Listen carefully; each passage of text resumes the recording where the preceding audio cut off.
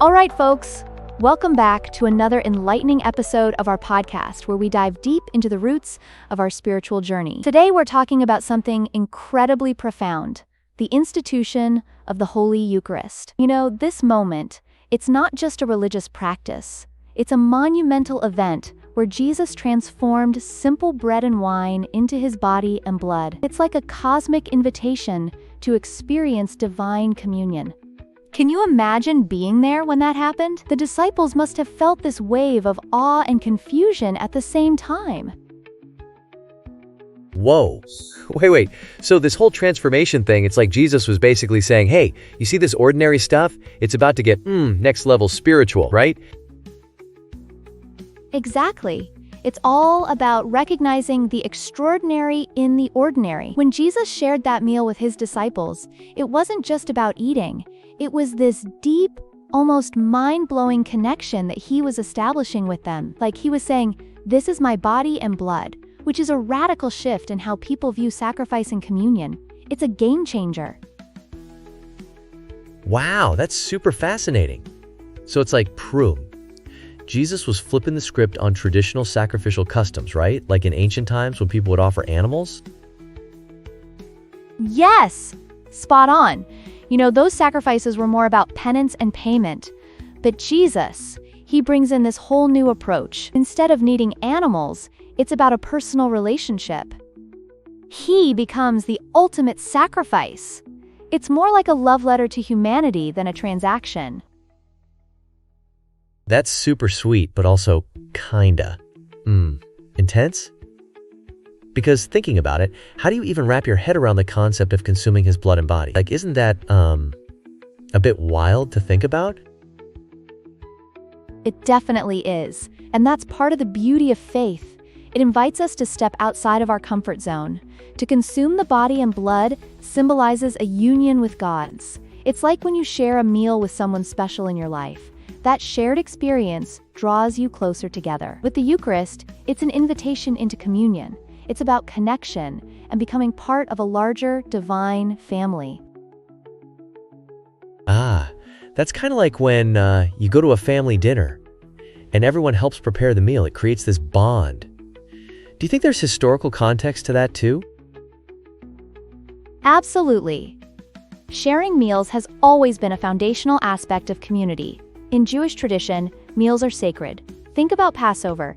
It's a time to remember and reflect. Jesus chose the Passover meal for this monumental moment, creating a new covenant that, in a way, reshapes how we view community. Oh, so it's kind of like being invited into a family that's, more than just blood relations? Exactly. It's about a shared commitment, a shared life. And every time we partake in the Eucharist, we reaffirm that commitment. We're saying, I'm in this with you, God, and with all my brothers and sisters in faith. Whoa, that's like cosmically beautiful and personal at the same time. So in a nutshell, we, consume to spiritually connect? Yes, that's beautifully put. But let's not forget, this isn't just about the moment at the Last Supper, right? It's also about how it's transformed throughout history. This practice has shaped the Church and Western civilization as we know it. Mind is blown again. How has it shaped it exactly? Well, think about it. Every Sunday, churches gather thousands, sometimes millions of people, bringing that sense of unity and purpose. It's a reminder that we are part of something bigger. It's deep stuff. Kind of like a spiritual Wi-Fi connecting us all, you know? Oh my gosh, spiritual Wi-Fi. I love that. So if I'm getting this right, the next time I go to church, it's not just about sitting there, it's about being plugged into this larger network of faith? The significance of Holy Thursday. You know, it all starts in Exodus. Picture this, right? The Israelites are in Egypt, they've been oppressed, they're in desperation, and then boom, God sends this command about the Passover lamb. Wow, that's kind of fascinating. So the blood protecting them was like a literal get-out-of-jail-free card? How does that relate to us today? It's like we're not really putting lamb's blood on our doors, right? But, what do you think it symbolizes for us now? Exactly. It's such a powerful symbolism. Just think about it. It's not merely about the physical act. It's an invitation into a deeper relationship with God. It's about recognizing that there is a protective love that can envelop us if we let it. That's so intriguing. I feel like it's like finding a safe haven in a storm. But how do we really engage with that protective love in our daily lives? And that leads perfectly into the Psalms, right? They express gratitude towards God. In the verse, we see the cup representing communion.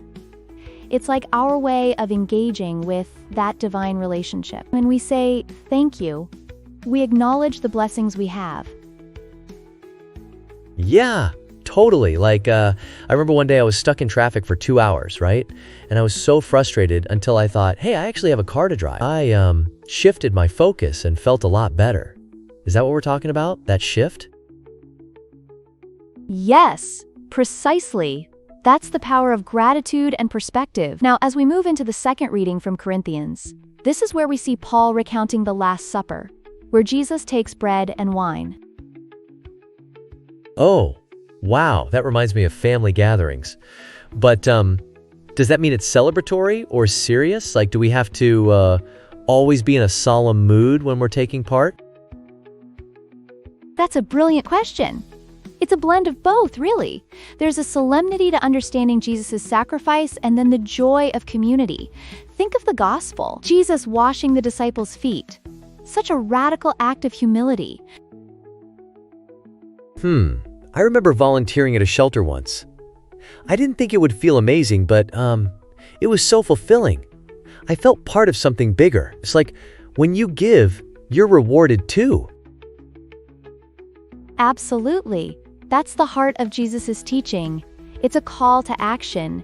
It's like creating community, building bridges, and serving each other in love, just as He commands.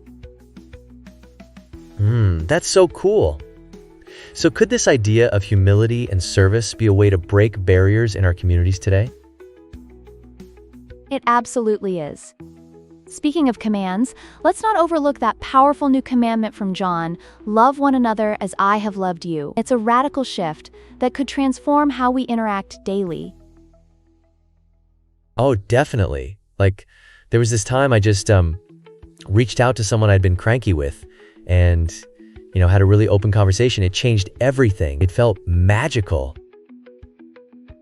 Absolutely. Love is transformative, and it has this ripple effect in our communities. It's powerful stuff. So it's like a superpower we all can wield? Love really does lead to change, huh?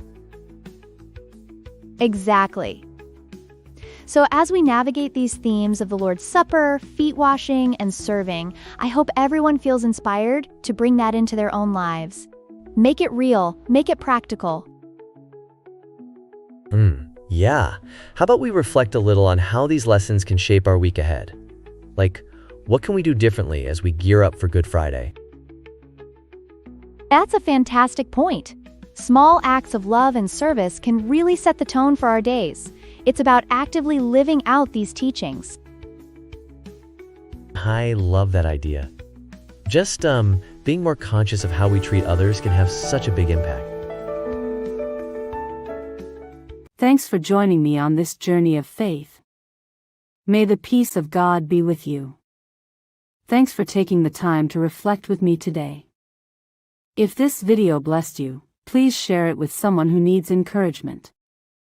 Don't forget to subscribe and hit the notification bell for more inspiring content. Thanks for watching. Before you go, take a moment to reflect on how you can apply the message of this video to your life. Share your thoughts in the comments below, and don't forget to subscribe for more inspiring content. Let's grow in faith together.